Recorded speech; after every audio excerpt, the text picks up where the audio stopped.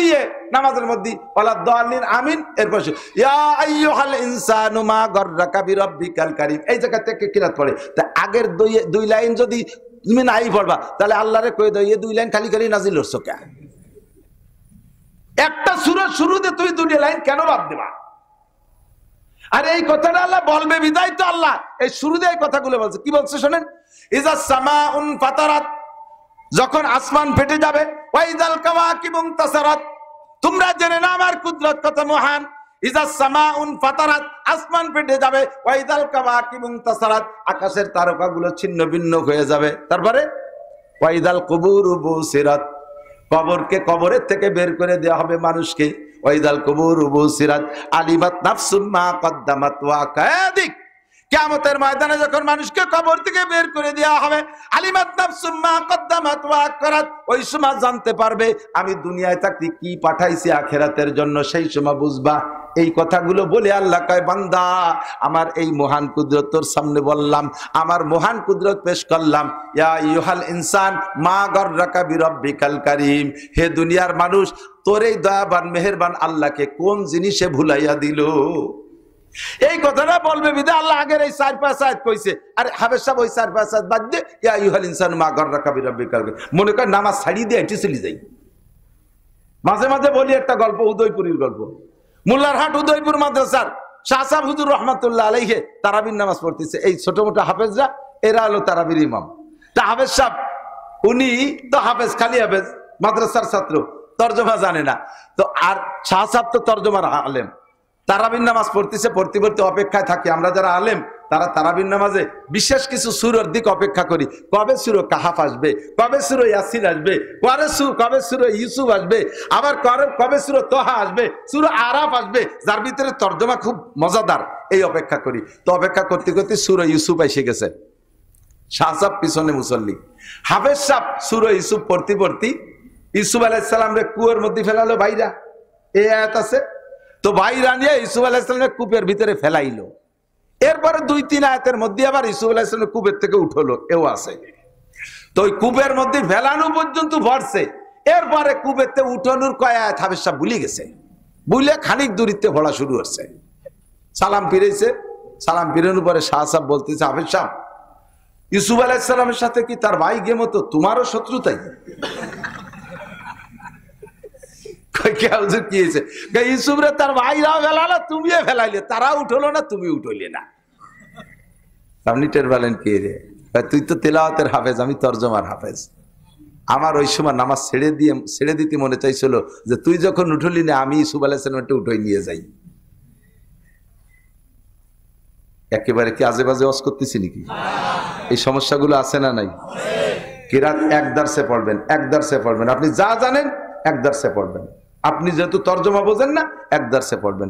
তবে ওই জায়গাটা একটু খেয়াল রাখবেন।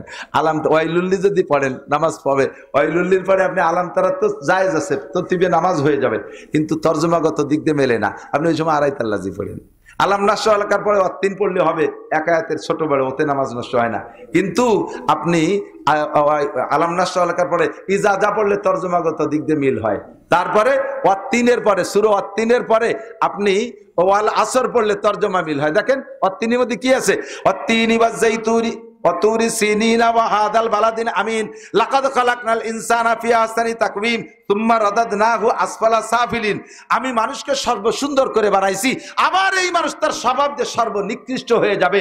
ইল্লাল্লাযিনা আমানু, শুধু এই নিকৃষ্টতা থেকে, এই ক্ষতির হাত থেকে বেঁচে যাবে যারা ঈমানদার, তারা নেক আমল করছে তারা। এবার জানো ওয়াল আসরের মধ্যে ওয়াল আসরি ইন্নাল ইনসানা লাফি খুসর, আল্লাহকে আমি সময়ের কসম খেয়ে বলি সব মানুষ ক্ষতির ভিতরে। ইল্লাল্লাযিনা আমানু ওয়া আমিলুস সালিহাত, মিল আছে না নাই? আহা, বুঝাতে পারলাম না রে পাবলিক। যদি তর্জমা বুঝতেন কোরআনের, তাহলে লম্বা লম্বা তারাবি কোন মসজিদে সূরা তারাবি পড়তে চাইতেন না। যদি তর্জমা বুঝতেন, খতম তারাবি 30 পারা কোরআন শরীফ হাফেজ সাহেবরা পড়বে, আর পিছন থেকে আমি তর্জমার মজা নেব, আমি তর্জমার মজা নেব, পুরো 30 পারা কোরআনের মজা। আমি রমজানে কোথাও যাই না, আমার ছাত্র আমার মসজিদে তারাবি পড়ায়, আমি বলি এমন ভাবে পড়বি যেন আমি বুঝতে পারি, পাগলা পাগলি করবি তো টাকা দেবো না শেষে। আমার মাদ্রাসার মসজিদে তারাবি পড়ায় 3 জন, 1 টাকাও মাদ্রাসার কোনো মহল্লা নাই, 1 টাকাও মহল্লার থেকে আসে না। তা তিনজনে আমি 60,000 টাকা দিয়ে দেয়, আমার টাকা দিয়ে দেয়। তা আমি 60,000 টাকা দেবো আর আমি কোরআন বসবো না, তোরে পড়াতে দেবো না, আমারে বুঝোই পড়াতে হবে, পাতলা পাতলা করে সুন্দর করে, মজা লাগে। কথা কি বুঝে আসছে আপনাদের? আবার আর একটা মশালা বলি, কি হলো আমি হলো 7:15 পর্যন্ত কথা কব, নিজেরা চালাকি করে কথা করছে, নাড়া চালা দিচ্ছে না। আমার হলো শরীর ভীষণ খারাপ, আমি তো এত করবো না, 15 মিনিটের রস ফেরত দাও। আর একটা মশালা বলি, এদিক তাকান মা বোনরা, মহিলারা খেয়াল রাখবেন, মহিলারা খেয়াল রাখবেন মানে কাশিনী হুজুর বই কিনবেন তা না। কাশিনী হুজুর রহমাতুল্লাহ আলাইহির জীবনী আসছে, উলামায়ে কেরাম ছাত্ররা এর একটা বই কিনে নেবা। বড়দের জীবনী পড়লে বড় হওয়ার শৌক জাগে, এরা বড় হলেন কিভাবে সেইটা স্পৃহা জাগে ভিতরে। এই বই মাত্র 100-150 টাকায় বিক্রি হচ্ছে, এখানে নিয়ে যাবেন ইনশাআল্লাহ। তো শরীয়তের মাসালা এদিক তাকান, আপনারা পুরুষরা নামাজ পড়বেন কোন জায়গা? যে কোনো জায়গায় দাঁড়ায় দাঁড়াইয়া, দোকানে থাকলে দোকানে, খেতে থাকলে খেতে, যেখানে খুশি সেখানে। আর্থিক কষ্ট হলে বাড়ি ভরিয়ে ফেলবেন। কেন বলবেন বাড়ি? মসজিদে কেন যাবেন না? ইন্টারভিউ নেব, এক চাচাও সুরো ফাতিহা শুদ্ধ করে শুনতেই পারবেন না। আমি জানি মাস্টার হন আর ডাক্তার হন, ইংরেজি ভালো বলতে পারেন, বাংলা আমার সাথে 1000 গুণ রবি ঠাউরে ফেল করা দিতে পারেন, কিন্তু আরবির কাছে গেলে সব চাচার প্যারালাইসিস শুরু হয়ে যাবে, আমি ভালো করে জানি। আর নামাজ ভাঙ্গার কারণ 19টে, তার ভিতরে একটা হলো নামাজে অশুদ্ধ পড়া। অশুদ্ধ পড়লে নামাজ হয় না। কেমন হয় না? এদিক তাকান, বুঝতে হবে। হয় না খালি শুনলেই হবে না।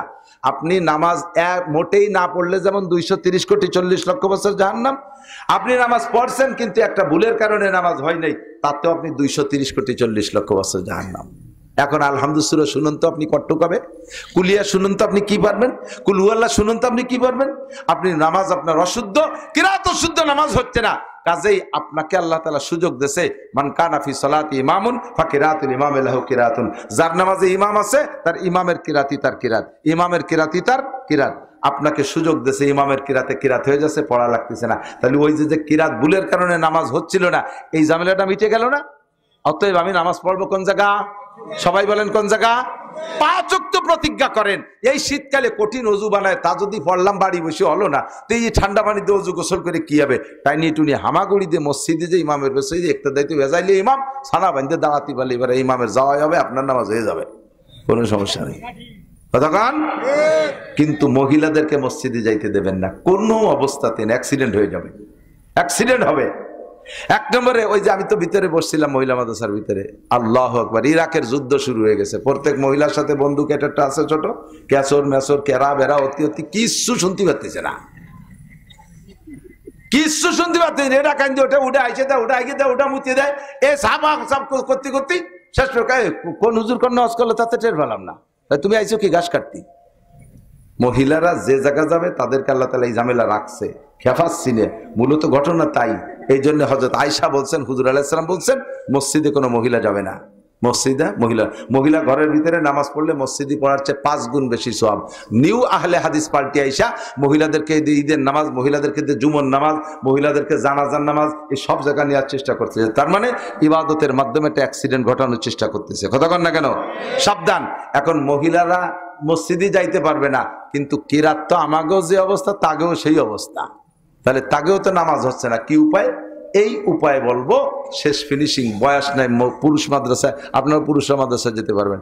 আমি সেদিনকে কোন মাদ্রাসায় জানো, কোন মাদ্রাসায় জন্য আমি পাগড়ি দিছি, মৌলানার পাগড়ি দিছি, প্রায় 80-85 বছর এক বুড়োরে। উনি মাস্টারের থেকে রিটায়ার্ড হইয়া, প্রাইমারি মাস্টার থেকে রিটায়ার্ড করে মাদ্রাসায় ভর্তি হইয়া মৌলানা হইয়া এবার আমার হাতে পাগড়ি দিয়েছে।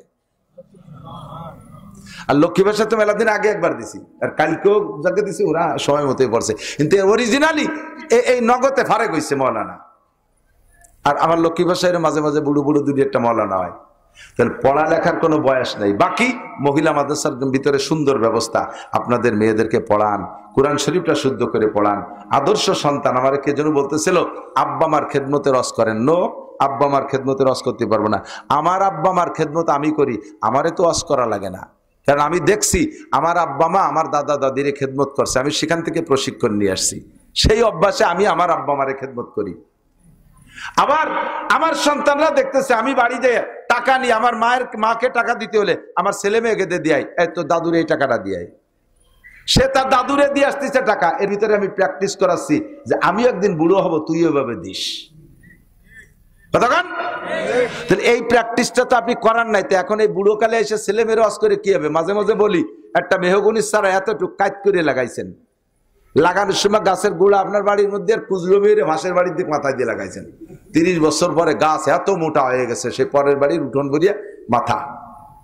এখন আপনি সেই বাড়ির জায়গা কিনে বিল্ডিং একটা জুড়িয়ে দিয়েছেন, গাছটা বড় সুন্দর, কাটতি মনে চাচ্ছে না, বিল্ডিং এর ছাদে ঠেয়ে গেছে। এখন কি পুরো নওহাটার সব মানুষকে ডেকে নিয়েছেন, আয় আমার গাছটা ঠেলে সোজা দিয়ে আমার ছাদে বাইতে যাচ্ছে। তো পুরো গ্রামের সবাই নিয়ে কাশি বান্দের গাড় বাঁধাইয়ে পেলা বাঁধাই ঠেলবেন, আর সরমুনার পিসাব আর চন্ডীবদ্দির পিসাব রেখে দোয়া মোনাজাতে জালাল খতম পড়ে লাগা দিচ্ছেন। হুজুর মোনাজাত করতে থাকেন, আমরা ঠেলতে থাই। ও হুজুরও কাইতে যাবে, তোমরাও কাইতে হবে, গাছ সোজা হবে না। কথা কন না কে? জন্মের সময় যার বিসমিল্লাতে ভুল, ও ছেলে নবীর সরা করে না কবুল। ছোটবেলায় কোরআন পড়াও নাই, নামাজ পড়াও নাই, সে সময় তালিম দেও নাই, আল্লাহ দে আল্লাহ দে ছোট মেয়েকে ছোট মনে করিয়ে 7, 8, 10 বছর 15 বছর পর্যন্ত বাপের কাছে মাইয়ে ছোট স্কিন টাইট পাজামা পরাইয়া, হাফ প্যান্ট পরাইয়া, তার একটা টেপ গাই দিয়া বাপে হাত ধরিয়ে নিয়ে ঘুরে বেড়াইছে, ছোট মাইয়ে খুকি। আর এখন সেটা মা হয়ে গেছে, এখন তার সেই স্বভাব পাল্টানো বড় কঠিন। ছেলেরা ছোটবেলায় হাফ প্যান্ট পরাইছো, পাছা বের করা প্যান্ট পরাইছো, ইংলিশ প্যান্ট পরাইছো, তার এই কুত্তো কাটিং চুল কাটাইছো, বান্দর কাটিং চুল কাটাইছো, ওই অবস্থায় সে বড় হয়েছে। এখন সে মদ গাঁজা এবার ফেন্সিডিলের মধ্যে ঢুকে গেছে, সময় মতো তারা ঠেকাও নাই, কোরআন শিক্ষা দেওয়া নাই। এখন অসময় এসে যখন তোমার গাড়ির উপরে রাম দাও, দৈরিক গাজার টাকা দে, সেই সময় আমার ডেহে রয়েছে, হুজুর একটা জালাল খতম পড়ায়, ওর একটু ভালো বানাই দেন। কোনো খতমে কাজ হবে না। কতক্ষণ? এই সন্তানকে ভালো বানাইতে হলে আদর্শ মা লাগবে। মা হলো প্রথম উস্তাদ। ভাষা শেখে কার কাছ থেকে? মার কাছ থেকে, যার কারণে ভাষার নাম মাতৃভাষা, ঠিক না? আর জমিকে মায়ের মতো ভালোবাসতে হবে, নিজের বসত বাড়িকে, এজন্য ভিটার নাম মাতৃভূমি। বসবাস করে বাপের বাড়ি, অথচ বাড়ির নাম কি? মাতৃভূমি। মায়ের মতো জমিকে বাড়িকে ভালোবাসো, আর ভাষা শেখো মায়ের কাছ থেকে। সব সন্তানরা মায়ের কাছ থেকে। বাপ তো জন্ম দিয়ে সৌদি আরব চলে গেছে, মা বাড়ি বসে বসে ভাষা শিখায়। মা প্রথম উস্তাদ। মা যদি কোরআন ওয়ালি হয়, সন্তান কোরআন শিখবে। মা যদি সুন্নতি হয়, সন্তান দস্তারখান ডিলাকুলুক শিখবে। মা যদি মেসক অলি হয়, তাহলে সন্তানও মেসক শিখবে। মা টাইম মতো নামাজ পড়বে, রোজা রাখবে, সন্তানও তাই করবে। মা মাথায় কাপড় রাখবে, ছোট মেয়েরাও মাথায় কাপড় পরা শিখবে। মা বোরকা ছাড়া বাপের বাড়ি যায় না, হাট বাজারে যায় না, মেয়েও তাই শিখবে। কাজেই সন্তানকে যদি ভালো করতে হয়, আগে আদর্শ মা গড়তে হবে, এর বিকল্প নাই। ভালো পিঠা যদি খাইতে চান, তাহলে শ্বাসটা আগে ভালো লাগবে। ভালো শ্বাস না হলে, শীতের পিঠে দিন আইছে না আগে, কোন শীতের পিঠে গোল, কোনখান নৌকোর মতো লম্বা, কোনখান এরকম বেহা, এক পাশ গাড়ি বাঁধে আর এক পাশ খাওয়া যায়, এরকম বেহা করা। শীতের পিঠে একই শীতের পিঠে এত রঙালো কে কয়, শ্বাস যেরম পিঠে সেরম, ঠিক না? কাজেই পিঠা ভালো চাইতে হলে সাজ ভালো বানাইতে হবে। সাজ ভালো বানানোর আর কোনো কর্মকার নাই, কোনো কুমার নাই। স্কুল কলেজ ইউনিভার্সিটিতে মেয়ে গঠন হয় না, ও জায়গায় মেয়েদেরকে ছেলে বানাই দিচ্ছে। মেয়েকে মতো ছেলেরা, ছেলেকে মতো মেয়েরা সিগারেট খায়। সুবহানাল্লাহ। ছেলেকে মতো মাইয়েরা জিন্সের প্যান্ট শার্ট গায়ে উন্না নাই, হাতে কোনো জায়গা তার মেয়েলি কাটিং নাই, বব কাটিং চুল। তা মেয়েকে ছেলে বানায় দিচ্ছে, সে জায়গা ডাইস নষ্ট করে ফেলতেছে না আরো। কাজেই ওই জায়গা পড়াইয়া কোনোদিন আদর্শ মা হবে না, ওই মায়ের পেটের সন্তান কোনোদিন মুনিষী হবে না। যদি ভালো সন্তান পাইতে চান, তাহলে মেয়েদেরকে মহিলা মাদ্রাসায় পড়ান, একেবারে বাধ্যতামূলক। সবটুক যদি নাও পড়ান, কমপক্ষে প্রাথমিক শিক্ষাটা দিয়ে দেন। শুদ্ধ করে কোরআন পড়া শিখবে, নামাজ কালাম সব শিখবে। আমার বাড়ির কাছে দেখ ফকির ভিক্ষে করে, ভিক্ষে টিক্ষে করে আমার বাড়ির পাশে এক দোকানে দেয়, যে প্রত্যেক দিন ওই ফকির বুড়ো চাইল বেশি বেলায় দেয়, ওই চাউল বেছে। আমি কইছি, চাচা ভিক্ষে করলে খাওয়ার জন্য তো এ বেছো খা? কই মনে হয় খাওয়া যায় না, এ ভেজাল চাল খাওয়া যান। তুমি কি খাও? আমি ভাই জাম খাইবো না। ফকিরিও ভিক্ষার চাল, ভেজালি চাল খাওয়া যায় না, বেশি বেলায় দেয়। ফকিরিও ভাইজাম খায়। কতক্ষণ? একবারই দাওয়াত দিচ্ছে চেয়ারম্যান সাহেব, না চেয়ারম্যান সাহেবের নাম কব না,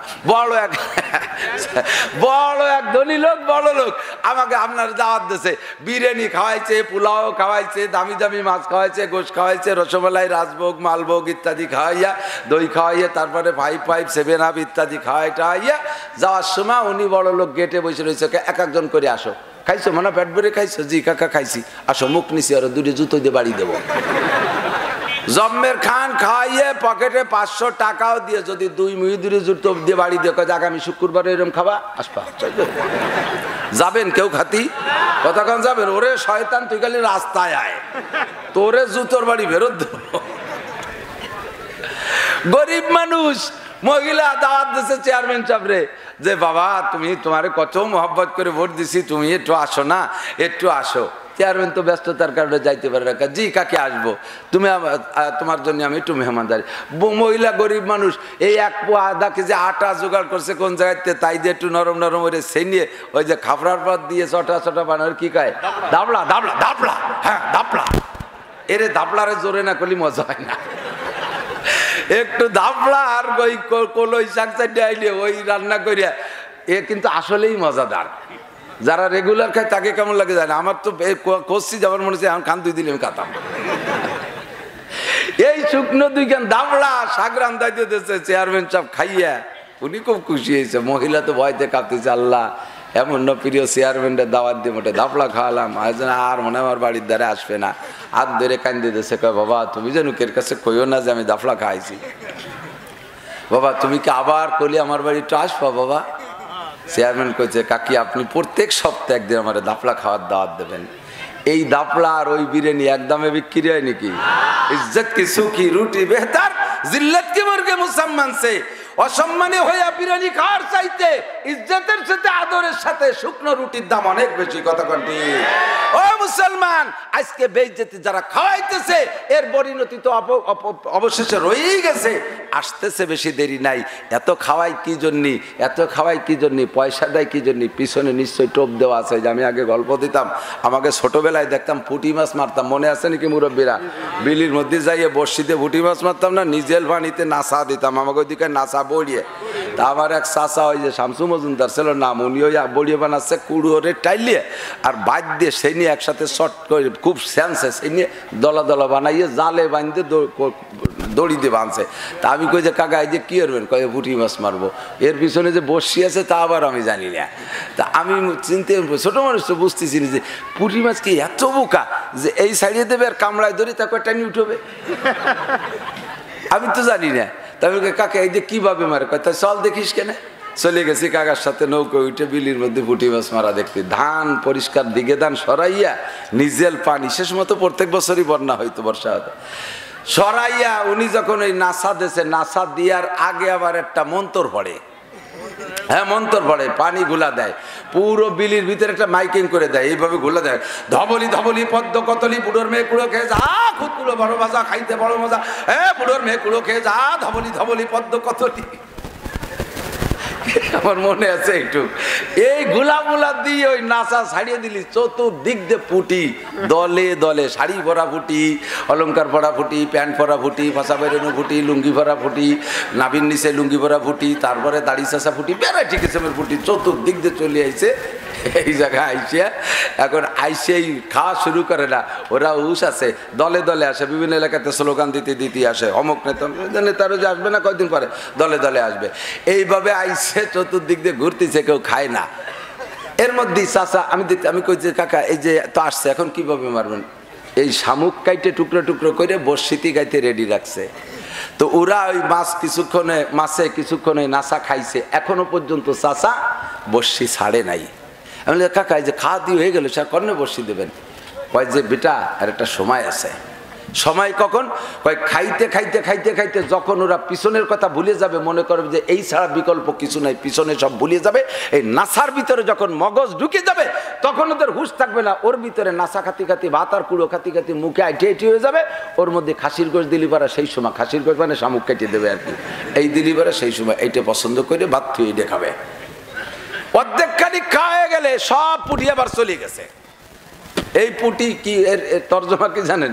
এই পুটিরা মুরব্বী পুটিরা সবাই ডাকিয়ে রেখেছে, জনগণ সাবধান, এটা কিন্তু কাদিয়ানি ফিতনা, এটা কিন্তু বিদেশি এনজিও, এই যে নাসা ছাড়ছে গ্রামীণ ব্যাংক যা দেখতেছো, এর ভিতরে গেলে পরবর্তীতে ইমান নষ্ট হয়ে যাবে।